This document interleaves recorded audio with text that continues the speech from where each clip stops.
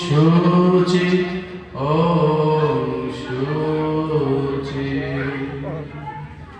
ॐ अज्ञानतिमिरान्धस्य ज्ञानाञ्जनशलाकया चक्षुरुन्मीलितं येन तस्मै श्रीगुरवे नमः।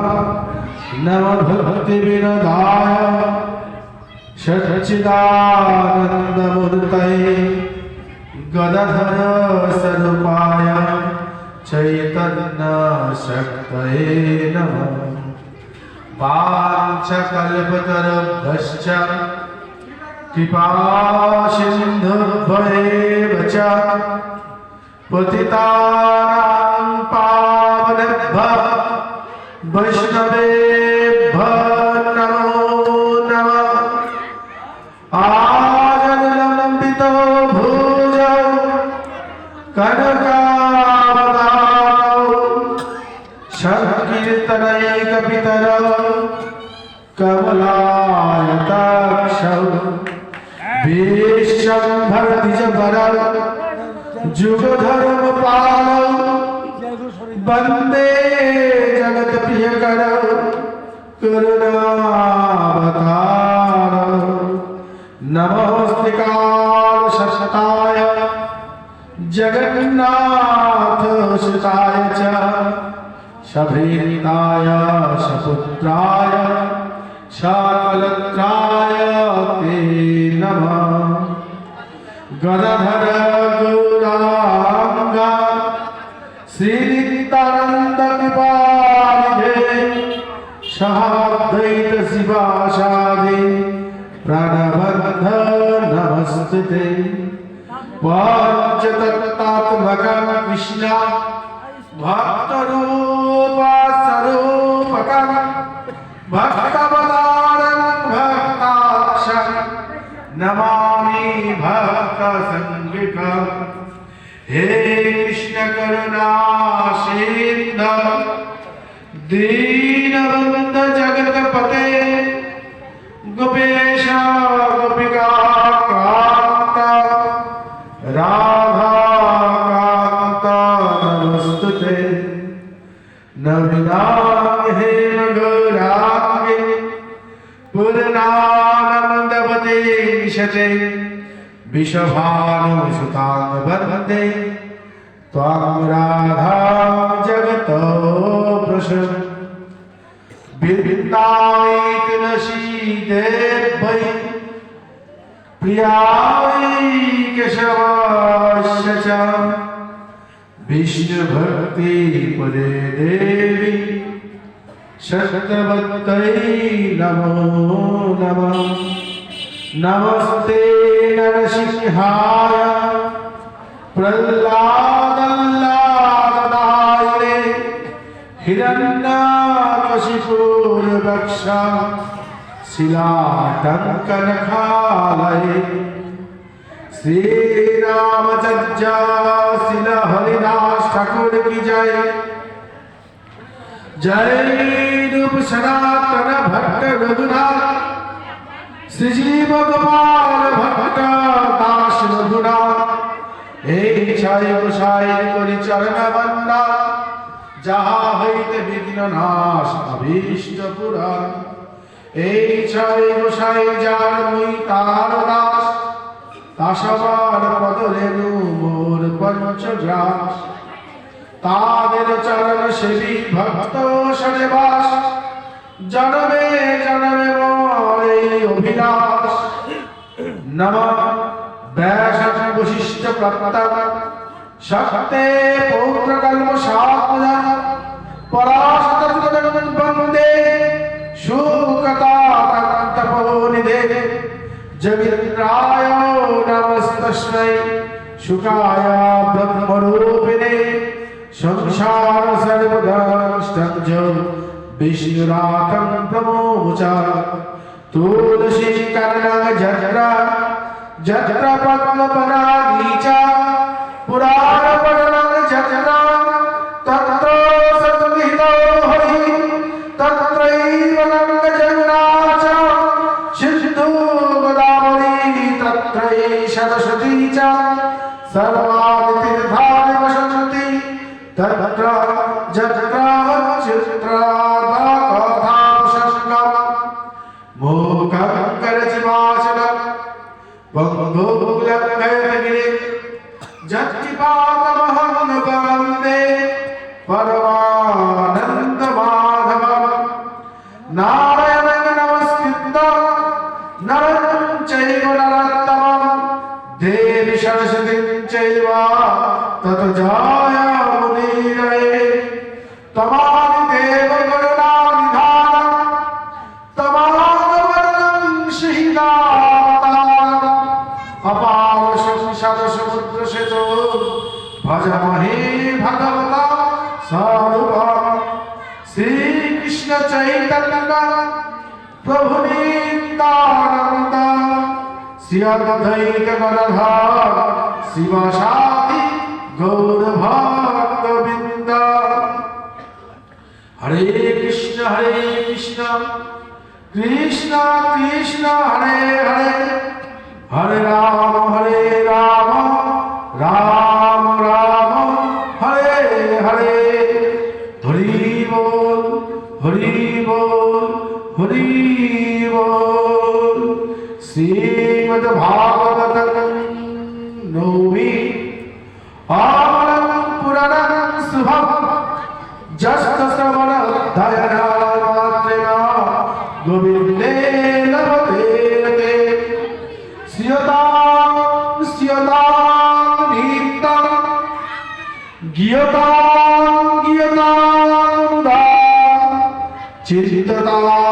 चिंततां भक्ता श्रीमद्भगवतामृता हरि बोल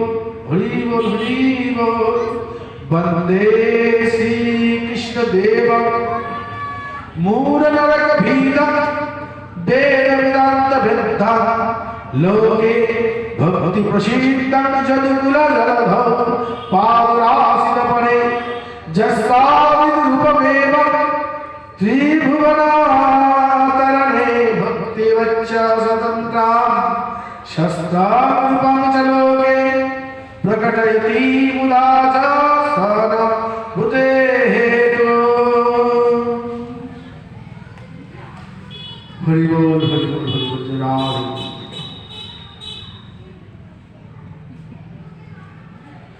निम्नगानां यथा गंगा देवानामच्युता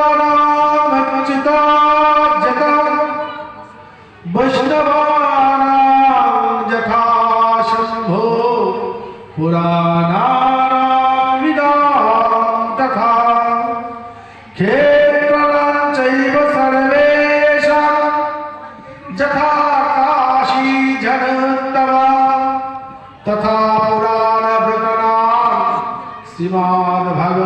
श्रीमद्भगवताद्विजा वन्देऽहं श्रीविरसितपदकमलं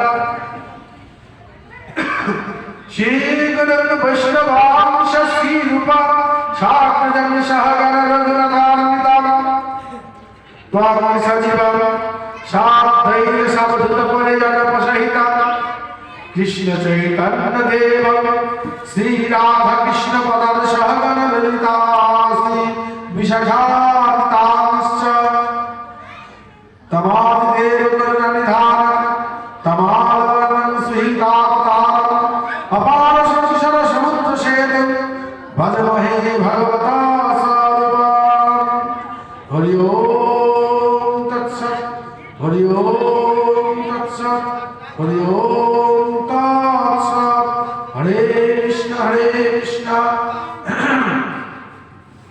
कृष्ण कृष्ण हरे हरे हरे राम राम राम हरे हरे हरि बोल हरि बोल हरि बोल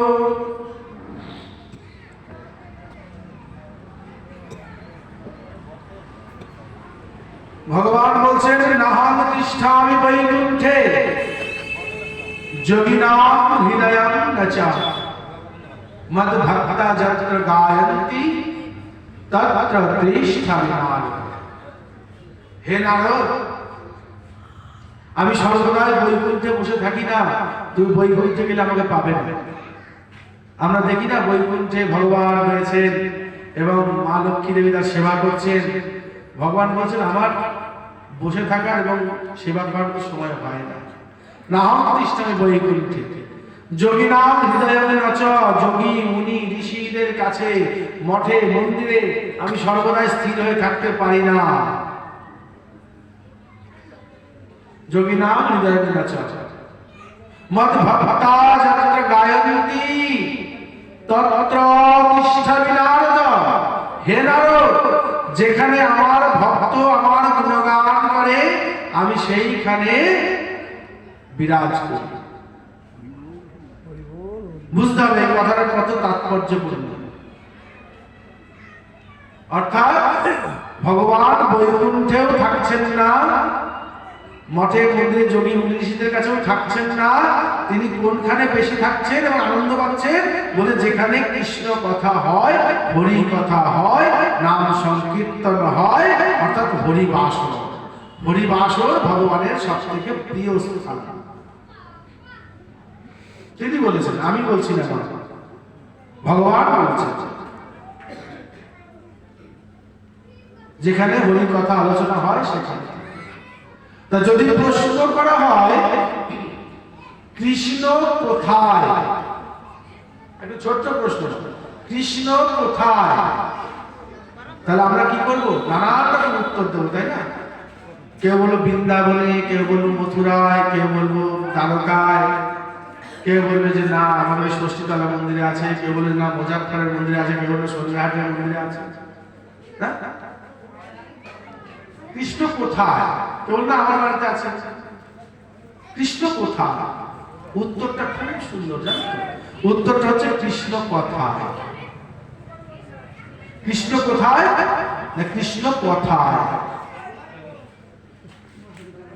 বলছে যেই নাম সেই নামই ভজ নিষ্ঠা করি, নামের ভিতরে আছেন আপনি শ্রীহরি। নাম আর নামই অভেদ, নাম আর নামই অভেদ। অর্থাৎ যে নাম আমরা করি, যে নাম উচ্চারণটা করছি, তার মধ্যেই তিনি আছেন, বিরাজ করছেন। না কষ্টে বিদ্যতে দেবা শিলায়ং কদাচন ভাবে কষ্টে দেবা তস্মাৎ ভাব সমাচরে। শাস্ত্রের এগুলো প্রমাণ বচন, শ্লোক বচন। বলছে কাঠের মূর্তির মধ্যে দেবতা থাকেন না। ন কষ্টে বিদ্যতে দেবা শিলায়ং কদাচন, শিলার মূর্তির মধ্যেও তুমি দেবতাকে পাবে না। কোথায় পাবো তাহলে? ন কষ্টে বিদ্যতে দেবা শিলায়ং কদাচন ভাবে কৃষ্ণ দেবা তস্মাৎ ভাব সমাচরে। ভাবের মধ্যেই তাকে পাওয়া যায়। অন্তরে ভাব যার ব্রজে বাস। বৃন্দাবনে গিয়ে বাস করলেও কিন্তু বাবা ব্রজবাসী হওয়া যায়। আমার অন্তরে যদি অন্যরকম চিন্তা থাকে, অন্যরকম বাসনা থাকে, তাহলে অন্তরের বাসনাটা সব থেকে গুরুত্বপূর্ণ জিনিস। আমার বাবার কাছে একটা গল্প শুনেছিলাম ছোটবেলায়। দুই বন্ধু, তাদের খুব ভাব, সর্বদাই তারা একসাথে চলাফেরা করত। তা এই শীতের দিন কোথাও এক জায়গায় হরিনাম হবে, পাঠ হবে। তা এক বন্ধু বলছে কি শোন, রোজই তো এদিক ওদিক আড্ডা টাড্ডা মারি, একটু খেতে খেতে যাই, তা আজকে আর যাবো না, আমার আজকে ইচ্ছা হচ্ছে একটু কীর্তনে শুনতে যাই। তার এক বন্ধু বলছে বাবা আমার পেটে সহ্য হবে না, তুমি যাও, যেখানে যাবো যাও, আমি যেমন যাই আমি সেখানে যাই। এক বন্ধু চলে গেছে কীর্তন শুনতে, পাঠ শুনতে, আর এক বন্ধু চলে গেছে তার নির্দিষ্ট জায়গায় সন্ধ্যাবেলায় যেখানে গিয়ে একটু পান টান করে সেখানে চলে গেছে, পান করছে। এবার রাত্রে দুজনেই বাড়ি ফিরেছে। বাড়ি ফেরার সময় যে কীর্তন শুনে পাঠ শুনে বাড়ি যাচ্ছিল, এমন যেন হোঁচট খেয়েছে, পায়ের লোকটাই উল্টে গেছে। আর যে পানশালায় গেছিল সে ফেরার সময় এক ব্যান্ডেল টাকা কুড়ি পেয়ে বাড়ি গেছে। পরের দিন উভয়ের মধ্যে দেখা হয়েছে, দেখা হওয়ার কথোপকথন হচ্ছে। তা যে টাকা পেয়েছে সে বলে, দেখেছিস কালকে আমি তো ছিলি না, এই টাকা পেয়েছি আমি, 1000 টাকা ব্যাংকের কুড়ি পেয়েছি, থাকলে তো তোকে ভাগ দিতে হতো, বেশ হলে তুই ছিলি না। বলছি তাই তো বটে, তোকে তখনই বললাম ওসব জায়গায় যাস না, ওগুলো আমাদের পেটে সহ্য হবে না, আমাদের অভ্যাস না। তাই তো বটে, আমি গেলাম হরি কথা শুনতে, পাঠ শুনতে, আসার সময় হোঁচট খেয়ে আমার পায়ের লোকটা উঠে গেল, আর তুমি ভাই টাকা পয়সা দিয়ে বাড়ি ফিরে এসেছো। বিচার তো হয়ে গেল, কিন্তু ভগবানের বিচার তো ওইখানে নয়। ভগবান কিরম বিচার করেছেন, বলছে যে কীর্তনে গেছে সে কীর্তনে গিয়ে বসেছে ঠিকই, উসকুস করেছে, মন ভালো লাগে নাই, কিছু বুঝছেও না, কি শুনলাম কি বুঝলাম, তো আজকে ও তো মনে আজকে ভালোই ডবল খাবে, আজকে তো আমার বন্ধু ওখানে গেছে ডবল খাবে, আজকে ফুর্তি আলাদা, ভাগ দিতে হবে না, বিশাল ফুর্তিতে আছে বলে ও সেই চিন্তাটাই ওর মনের মধ্যে কাজ করছে, ওর দেহটা কীর্তনে বসেছে।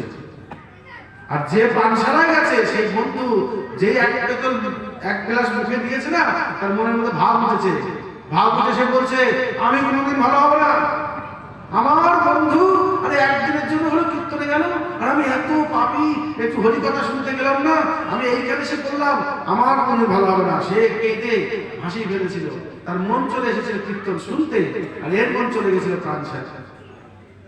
তাই এরকম বিপরীত ফল। আমরা তো এই বিচারগুলো ভগবানের বুঝি না, তাই অনেক সময় আমরা বলি কি ভগবানের চোখ নাই, ঈশ্বর কেমন বিচার করলো, এটা কি ঠিক হলো নাকি। গল্পটা আমার বাবার কাছ থেকে ছোট চলে শুনেছি। তাই বলছে মহাকাশে বিদ্যতে দেবা শিলায়ং কদাচনা ভাবে নিষ্ঠর দেবা তস্মাৎ ভাব সমাচরে। ভাবটাই হচ্ছে বড় জিনিস, ভাব না থাকলে সব বেকার। এই হরিবাসর ভগবানের প্রিয় স্থান, তার নাম কি?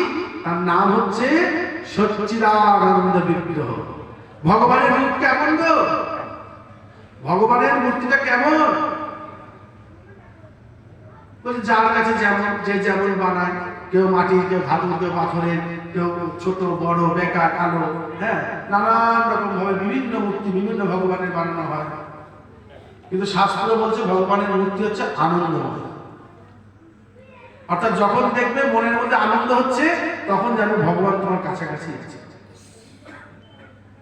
সচ্চিদানন্দ বিগ্রহ অনাদির আদি গোবিন্দ সর্বকারণের কারণম সৎযুক্ত চিত্তযুক্ত আনন্দ। সৎ চেতনার মধ্যে যে আনন্দ উপলব্ধি করা যায়, সে আনন্দটার মধ্যেই ভগবানকে পাওয়া যায়। তার নাম হচ্ছে আনন্দ ঘন শ্যাম, অর্থাৎ আনন্দ ঘনীভূত হয়ে উঠলে যেরকম হয়, যেমন খেজুরের রস জাল দিতে দিতে পাটালি হয়ে যায়, সেই রকম আনন্দ যখন জমে যায়, ঘনীভূত হয়, তখন হচ্ছে ধীরে ধীরে ভগবানের মূর্তি ধারণ করে।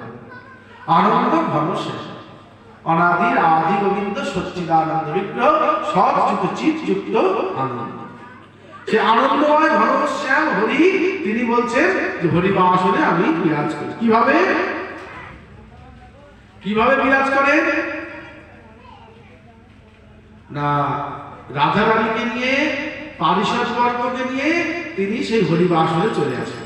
আর তিনি আসলে তবে হরিবাসর জমে ওঠে, না হলে হরিবাসর জমে ওঠে। তাই ভগবানকে ডাকতে হয় অনাদি নিধন জ্ঞান নিত্যানন্দ জনার্দন ময়াত্র কার্য কর্তব্যে সান্নিধ্যং কুরু কেশব ভো ভগবান অত্র কার্যে অধিষ্ঠাতা ভব।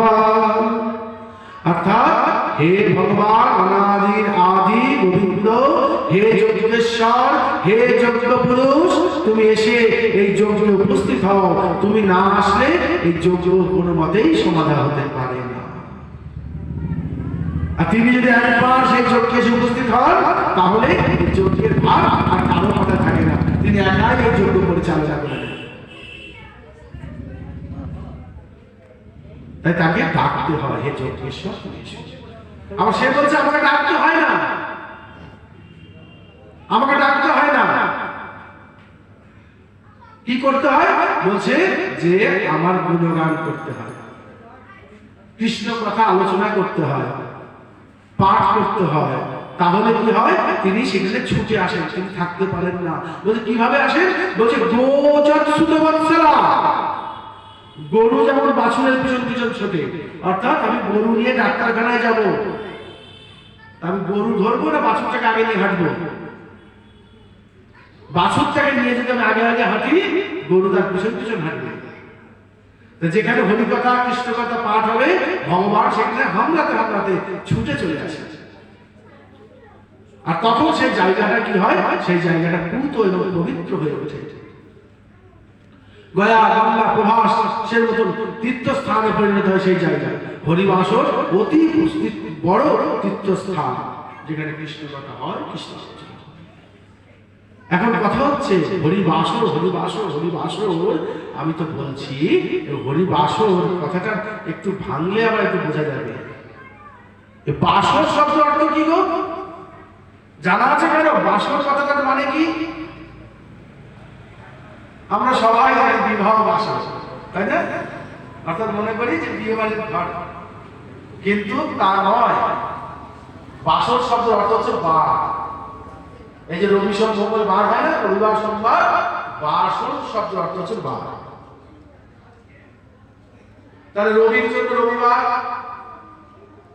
সোমের জন্য সোমবার, মঙ্গলের জন্য মঙ্গলবার, বুধের জন্য বুধবার, বৃহস্পতির জন্য বৃহস্পতিবার, শুক্রের জন্য শুক্রবার, শনির জন্য শনিবার, রাহুর জন্য কেতুর জন্য আর বার তো নাই, কিন্তু আমার হরির বার কোথায়?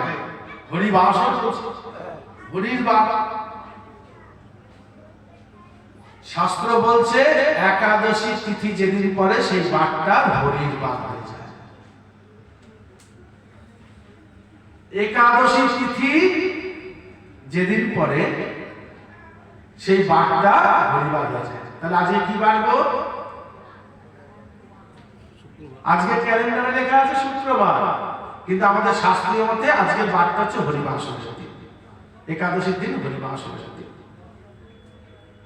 এই যে আমরা হরিনাম যজ্ঞের জন্য আয়োজন করেছি, এই হরিনাম সংকীর্তন, এই হরিনাম সংকীর্তনের এই যজ্ঞের আয়োজন কে করেছে? কে শিখিয়েছিলেন আমাদের এই নাম সংকীর্তন? স্বয়ং মহাপ্রভু। মহাপ্রভু করেছিলেন হরিনাম সংকীর্তনের আসর। হ্যাঁ, কোথায় করেছিলেন? কোথায়? নবদ্বীপের কোথায় বলো? জানো তোমরা সবাই জানো, বলো। শিবাসাঙ্গী না, শিবাসের বাড়িতে মহাপ্রভু হরিনাম সংকীর্তন, শিবাস পণ্ডিতের বাড়িতে হরিনাম সংকীর্তন করেছিলেন এবং প্রথম উদ্বোধন করেছিলেন একাদশী দিন। এবং ভাগবত সেই একাদশীটা আজকের এই একাদশীটাই ছিল। এই একাদশীটির নাম হচ্ছে ভৈরবী একাদশী বা জয়া একাদশী। এবার একাদশী সম্বন্ধে আমরা একটু আলোচনা করি। একাদশী সম্বন্ধে একটু আলোচনা করি। একাদশী কি? একবার ভগবান শ্রীহরি যখন বিশ্রাম নিচ্ছিলেন, অর্থাৎ নিদ্রাগত ছিলেন, সেই সময় মূঢ় নামে এক দৈত্য, মূঢ় নামে এক দৈত্য, সে করছিল কি পৃথিবীটাকে গ্রাস করছে, চারিদিকে সব কিছু সে বন্ধ করে দিচ্ছে, পুজো পাঠ যজ্ঞ বন্ধ করে দিচ্ছিল, প্রতিটা জীবের মধ্যে হিংসা প্রকাশিত হয়ে উঠছিল, ব্যভিচার আর অনাচারের জগৎ ছেয়ে গেছিল। এদিকে ভগবান বিশ্রামে রয়েছে। তখন কি হবে? ভগবানের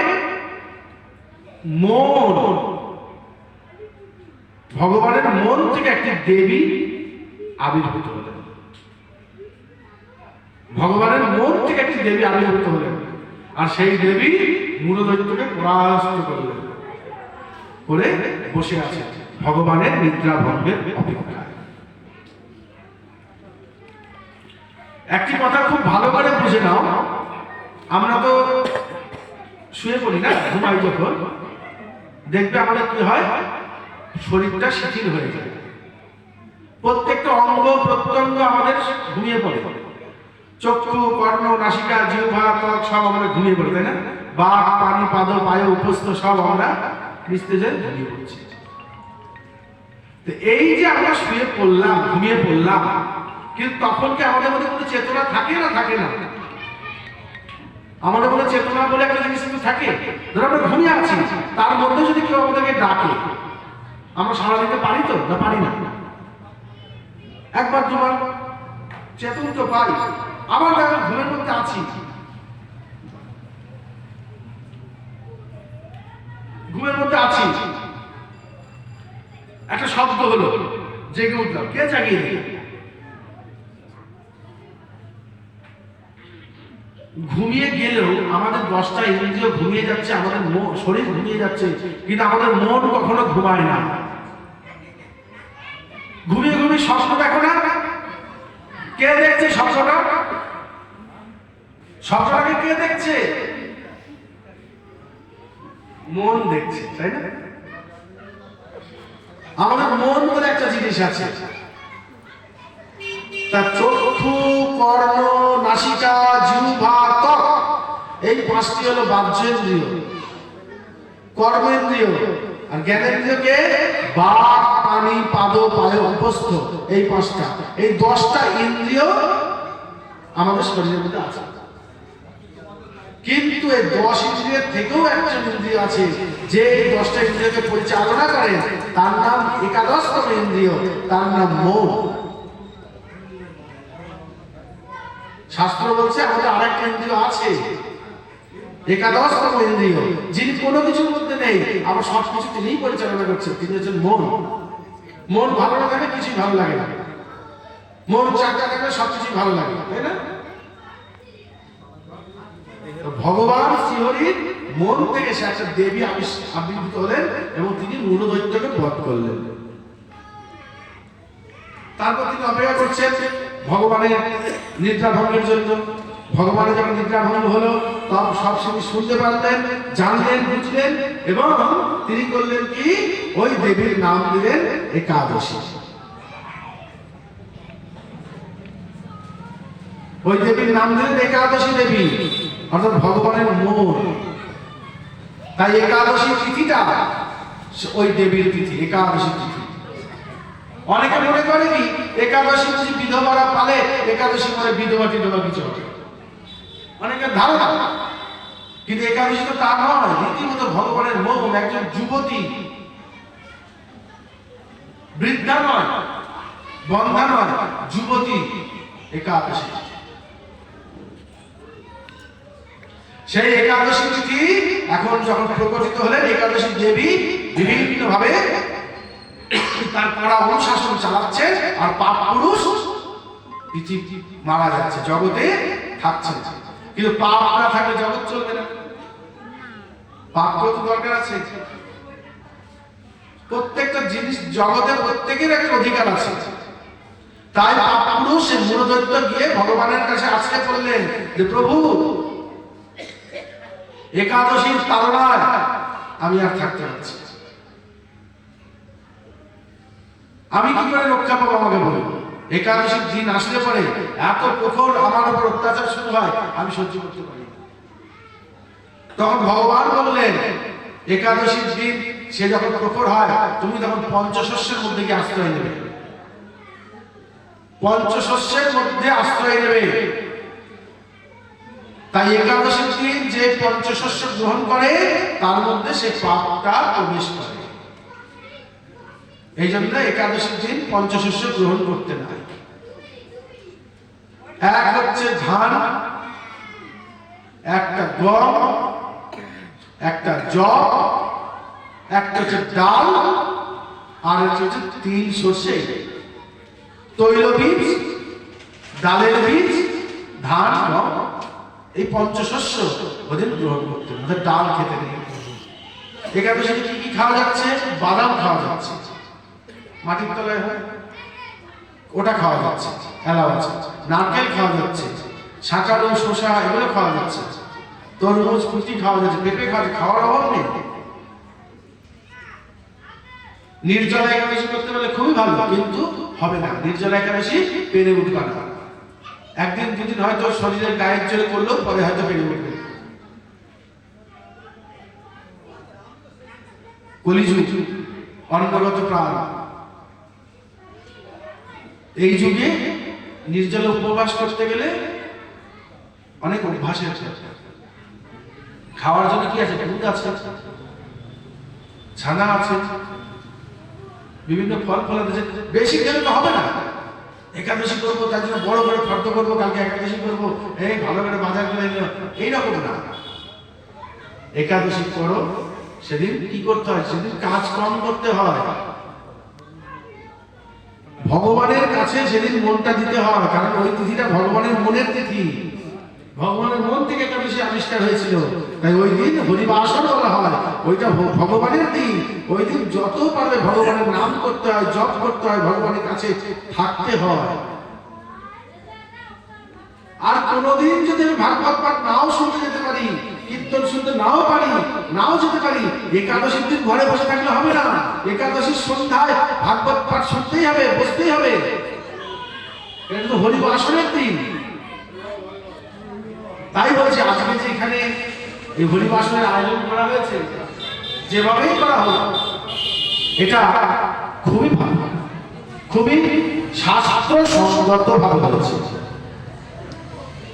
কারণ এই একাদশীর সন্ধ্যাটাকে হরিবাসর বলা হয়। এদিন ভাগবত শ্রবণ করতে হয়, হরিকথা শ্রবণ করতে হয়। আর দিন যদি আমি নাও পারি, একাদশীর দিন আমাদেরকে অবশ্যই হরিকথা শুনতে হবে। এবার আর এই আর খাওয়া দাওয়াটা কম কম খেতে হয়, সর্বদাই ঠাকুরের নাম জপ নিয়ে এই দিনটা থাকতে হবে। আরো একটা কথা বলি, আমরা যে খাবারগুলো খাই না, সেই খাবারগুলো আমাদের মুখ দিয়ে পেটে যায়। তারপর কি হয়? সেই খাবারের রস আমাদের শরীরের প্রত্যেকটা অঙ্গে যায়, আর প্রত্যেকটা অঙ্গ সতেজ হয়। কিন্তু আমাদের ব্রেন, অর্থাৎ যে মস্তিষ্ক, এখানে যে খাদ্য রসটা পৌঁছায়, ওই ডাইরেক্ট ওই খাবারটা সে ব্রেনে যায় না। ওটা আরো শুদ্ধ হয়ে তবে ব্রেনের মস্তিষ্কগুলোর খাবার, সেলগুলোর খাবার তৈরি হয়। তাই 72 ঘন্টা পর ওইটা পৌঁছায়। একাদশীর দিন যদি আমরা এমন এমন খাবারগুলো খাই, যেই খাবারগুলো জল ধরে রাখতে পারে বেশি,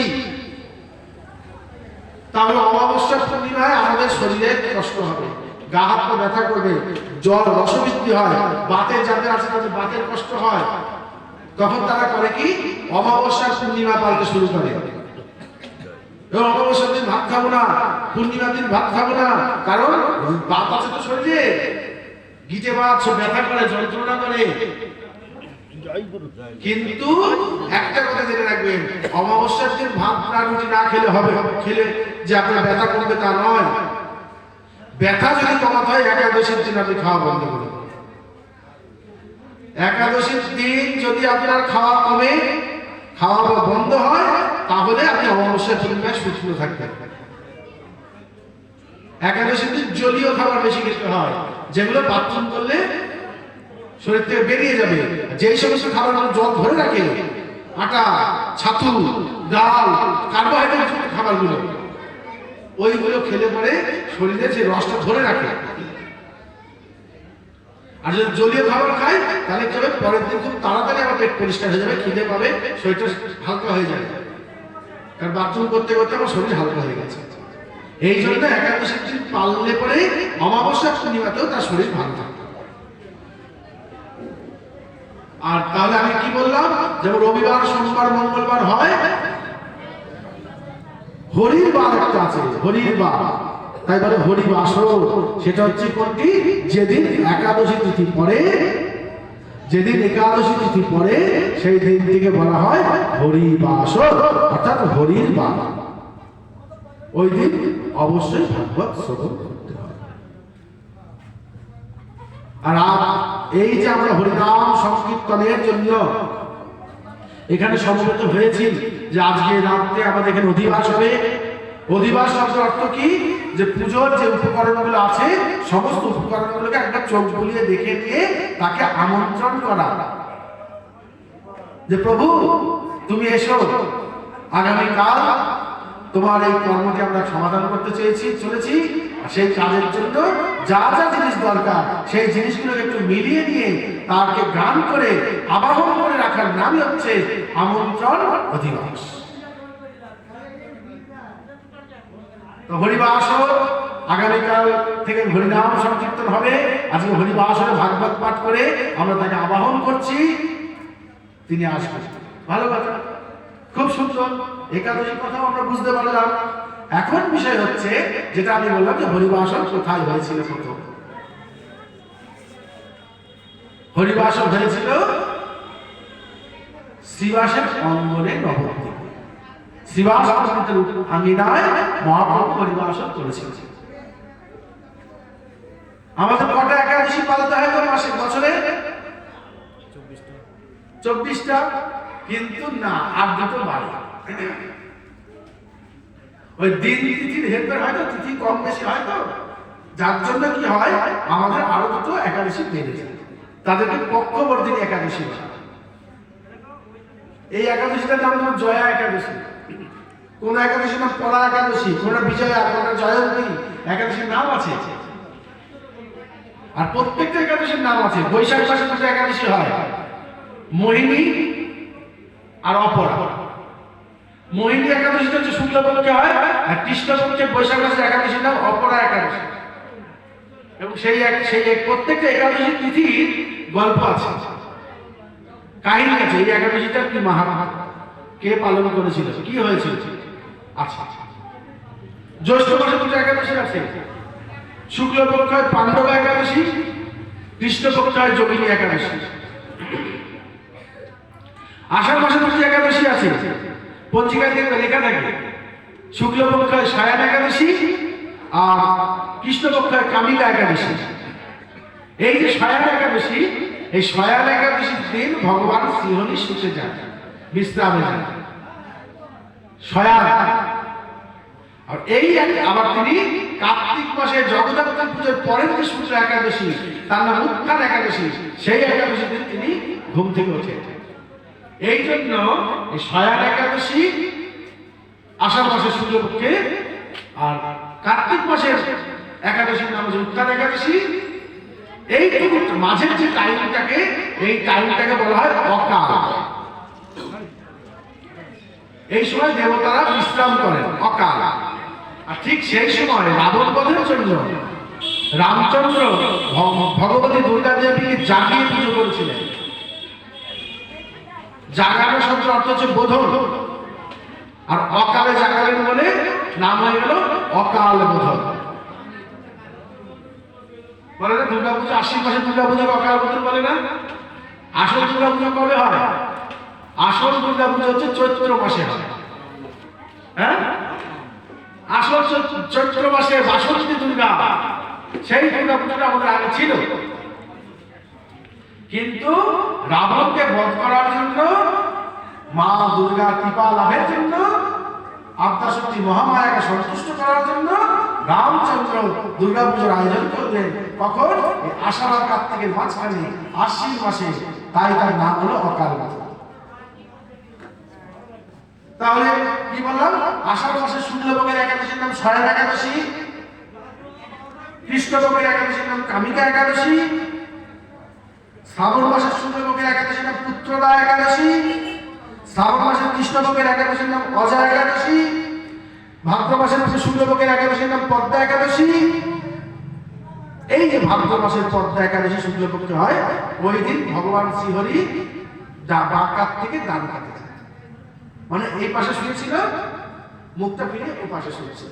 আমরা শোয়ার সময় এই পাশে হই না, তাই ওই একাদশীর নাম পার্শ্ব একাদশী। ভালো নাম পদ্মা একাদশী, কিন্তু ভগবান এই পাশ থেকে ও পাশে কাতান বলে পার্শ্ব একাদশী। শাস্ত্রে কথা বলছে, স্বয়ানুত্থান পাশলোরা, তার উপরে ভীমসোরা, তাও যদি না পারিস ভগার কালে ডুবে মরিস। শয়ান, এই যে 26টা একাদশীর মধ্যে আষাঢ় মাসে যেদিন ভগবান শুনতে যান, সেই যে শয়ান একাদশী, শুক্লপক্ষের একাদশী, সেই শয়ান একাদশী, ভাদ্র মাসে যেদিন ভগবানের এপাশ থেকে ওপাশের মুখটা ঘোরান, পার্শ্ব একাদশী, কার্তিক মাসে জগদ্ধাত্রী পূজার দুদিন পরে যে উত্থান একাদশী, যেদিন ভগবান ঘুম থেকে ওঠেন, এই তিনটে, আর এই যে মাঘ মাসের শুক্লপক্ষের আজকের একাদশী, ভীম একাদশী বা ভৈমী একাদশী বা জয়া একাদশী, এই 4টে একাদশী মানুষকে অবশ্যই পালতে হচ্ছে। যে কোনো একাদশী না পালবে এদের থেকে এটা খনার বছর। শয়ান উত্থান পাশ মোড়া, শয়ান উত্থান পাশ মোড়া মানে এই পাশ ওপাশ হওয়া, তার উপরে ভীম ছোড়া মানে এই ভীম একাদশী। তাও যদি না পারিস, যদি এটাও না করতে পারে, বলছে মাঘ মাসে গঙ্গা স্নানটা করে এসে, মাঘ মাসে গঙ্গা স্নান করতে বলা হয়েছে। কারণ মাঘী স্নানের একটা খুব মূল্য আছে। অন্য মাসে তো স্নান করা যায়, বৈশাখ মাসে স্নান করতে হয়। এক এক মাসের এক একটা পুণ্য থাকে। মাঘ মাসে স্নানে বেশি পুণ্য, বৈশাখ মাসে দান করে বেশি পুণ্য, কার্তিক মাসে ভগবানকে প্রদীপ দেখাতে হয়, সেটা বেশি পুণ্যের কাজ। কার্তিক মাসে কার্তিক মাস হবে না, ওই সময় প্রদীপ দিতে হয় ভগবানকে, পূর্বপুরুষকে সব দ্বীপ দেখাতে হয়। ভাগ আছে, বৈশাখ মাসে দান, কার্তিক মাসে প্রদীপ, মাঘ মাসে স্নান। মাঘ মাসে স্নানের একটা মাহাত্ম্য আছে। তাই বলছে শয়ান উত্থান পাশ মোড়া, তার উপরে ভীম ছোড়া, তাও যদি না পারিস ভগার খালে দিতে পারিস। ভগার খাল কি বল? ভগার খাল ভগীরথ এনেছিল তো, তাই বলছে ভগার খাল। চলিত ভাষায় অনেক রকমের কথা হয়। বলছে এক দেশের ভাষা, এক দেশের বুলি আর এক দেশের গালি। কারো কাছে বুলি মনে হয়, কারো কাছে গালি মনে হয়। একটু মানে করে দেখো, সব মানে আছে, সব কিছু মানে আছে। তাহলে কি হলো?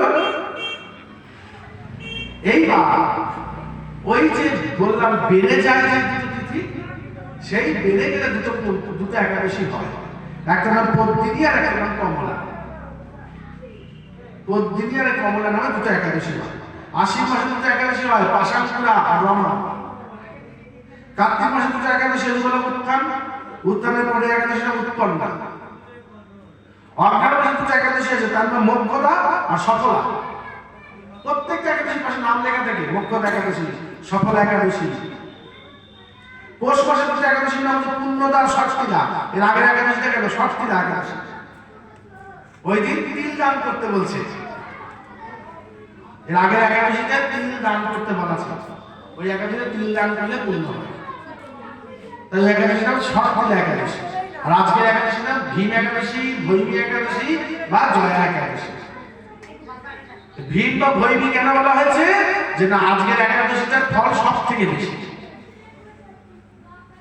আজকের একাদশীটার ফল সমস্ত একাদশী থেকে বেশি, তাই এটাকে ভীম। ভীম মানে কি? ভীম মানে বড়। যেগুলো বড় জিনিসকে আমরা ভীম বলি না, তো সে ভীম একাদশী, মহান একাদশী, বড় একাদশী। এরপরে একাদশীটার নাম বিজয়া একাদশী। হয়ে গেল মাঘ মাস, আসবে ফাল্গুন মাস, আমলকি একাদশী আর পাপমোচনী একাদশী। চৈত্র মাসে একাদশী কামনা একাদশী আর বরুচিনী একাদশী। এইভাবে 26টা একাদশী আমাদের আছে। যাই হোক, একাদশীটা কেন পালতে হচ্ছে? একাদশী অন্য কোনো কারণ